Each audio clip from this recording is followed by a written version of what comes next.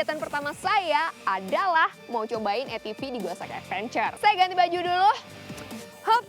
Yes, langsung aja yuk. Itu udah ada guide-nya nungguin aku. Let's go.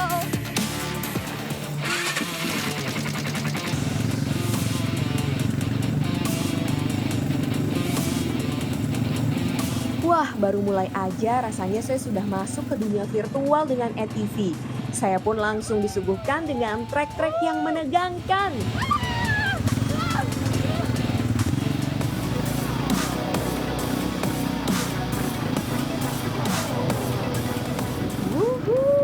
Akhirnya setelah melewati trek ekstrim di pinggir jurang, akhirnya kita sampai juga di lokasi favorit wisatawan.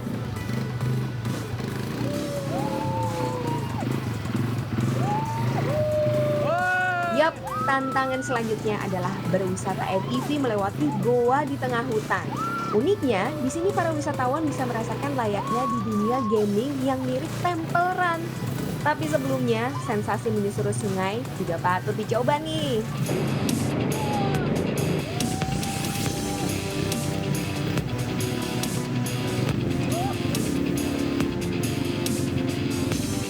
Gak apa-apa, lumpur-lumpuran. Kalau lumpur nggak seru ya. Ini tadi dapat lumpur dari guide-nya di depan tadi ada beli bara.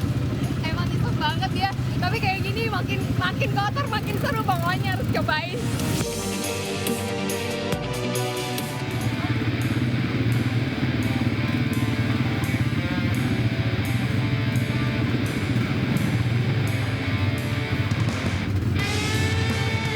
Mengendarai motor 250 cc melintasi trek curam, licin, dan sempit emang memacu adrenalin. Terlebih, hutan perkampungan, goa juga bisa kita jelajahi.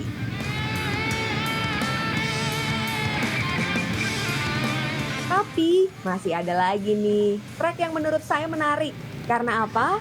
Karena para leader ATV di sini biasanya akan membuat pengunjung merasakan sensasi berbeda. Seperti ini nih. Ya ampun, saya sampai belepotan lumpur kayak gini. Bapak, dorong, Pak. Nah, itulah keseruan ATV di sini. Kita bisa merasakan sensasi petualangan menegangkan sekaligus penuh surprise.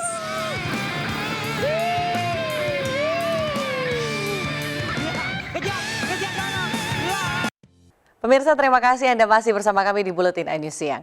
Bagi Anda penikmat bakso bisa jadi pilihan untuk menjajal menu yang satu ini. Di Yogyakarta terdapat warung bakso yang menyajikan bakso dengan pedang samurai.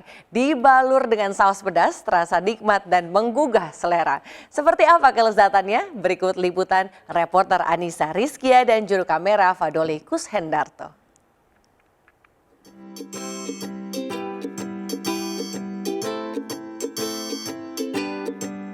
Pemirsa, cuaca panas kayak gini enaknya makan yang seger dan berkuah. Setuju nggak? Nah, di Yogyakarta ini ada bakso yang disajikan dengan pedang samurai.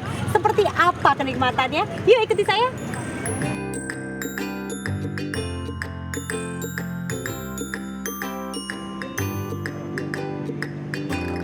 Mendengar menu bakso, terbayangkan makanan berkuah dengan olahan daging sapi yang berbentuk bulat.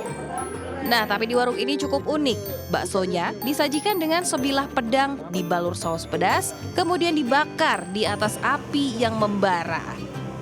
Porsinya yang jumbo ini bisa untuk 3 hingga 4 orang. Tak hanya bakso samurai, ada juga bakso sum-sum jumbo dan bakso Merapi yang berisi aneka jeroan yang menjadi menu andalan. Nah pemirsa, ini dia nih menu yang saya pesan kali ini, mulai dari sum-sum jumbo. Kemudian ada juga bakso Merapi dengan aneka tetelan di dalamnya.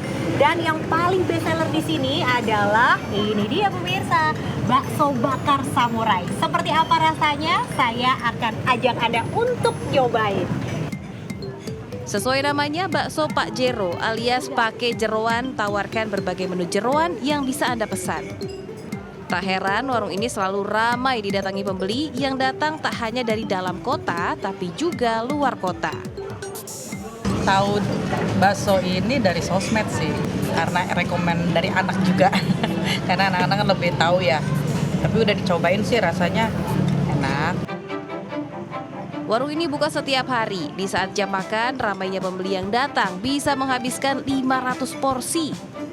Harganya juga cukup terjangkau, mulai dari 16.500 untuk satu mangkuk bakso pakai jeroan.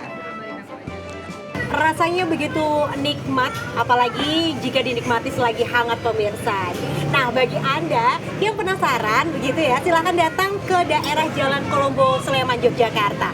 Dari Sleman, Adisa Rizkia, Fadoliku Sundarto, iNews melaporkan untuk Anda. Kita beralih ke informasi lain pemirsa, seorang wanita mantan manajer di sebuah perusahaan multinasional pulang kampung dan sukses menjadi eksportir daun pisang. Tak tanggung-tanggung omsetnya mencapai 50 juta rupiah dalam sekali kirim. Dan berikut liputannya.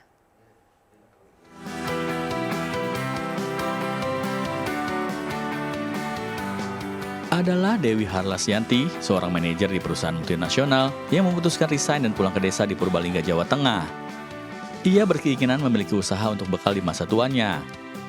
Ide berjualan daun pisang pun muncul karena banyak pohon pisang yang tumbuh di sekitar rumahnya. Namun target pasar Dewi bukanlah lokal, melainkan luar negeri karena memiliki harga jual yang tinggi. Dewi belajar bisnis ekspor melalui media sosial. Dewi pun mengantungi sertifikat sanitari dari Dinas Kesehatan agar daun pisang tidak rusak atau layu ketika sampai di konsumen di luar negeri. Kini ia memiliki 10 orang karyawan untuk membantu menjalankan bisnisnya.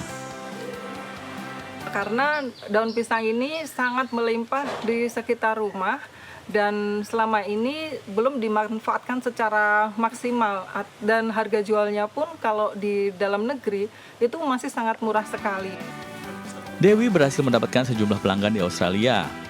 Sekali kirim bisa mencapai 100 hingga 200 kg daun pisang dengan omset mencapai 50 juta rupiah. Dewi berencana memperluas pasar ekspor daun pisang ke sejumlah negara lain. Dari Purbalingga, Jawa Tengah, Catur Edi Purwanto, iNews melaporkan. Kita ke informasi lain pemirsa, Menhan Prabowo Subianto hari ini menerima tanda kehormatan kenaikan pangkat istimewa pada Rapim TNI Polri tahun 2024. Pemberian tanda kehormatan merupakan usulan dari Mabes TNI atas dedikasi dan kontribusi Prabowo di dunia militer. Dan berikut kita simak jalannya acara. Dan biasanya dalam sebuah peradaban negara yang namanya bonus demografi. Menteri Pertahanan Prabowo Subianto hari ini dijadwalkan menerima penganugerahan pangkat istimewa Jenderal TNI. Dengan gelar tersebut, Prabowo mendapat tanda kehormatan kenaikan pangkat menjadi Jenderal TNI Bintang 4. Mensesnek Pratikno menjelaskan, Presiden Joko Widodo akan hadir dalam pemberian kenaikan pangkat kehormatan yang digelar pada Rapim TNI Polri tahun 2024 di Mabes TNI. Pemberian tanda kehormatan kepada Prabowo merupakan usulan dari Mabes TNI kepada Presiden Jokowi berdasarkan dedikasi dan kontribusinya di dunia militer. Penghargaan serupa pernah didapat Susilo Bambang Yudhoyono, Luhut Binsar Panjaitan, Agung Gumelar, dan Hendro Priyono. Sehingga semua kebijakan harus hati-hati. Pembangunan harus dilakukan berkelanjutan, harus dijalankan secara konsisten, ini yang penting, dan harus dikawal dengan detail dan teliti.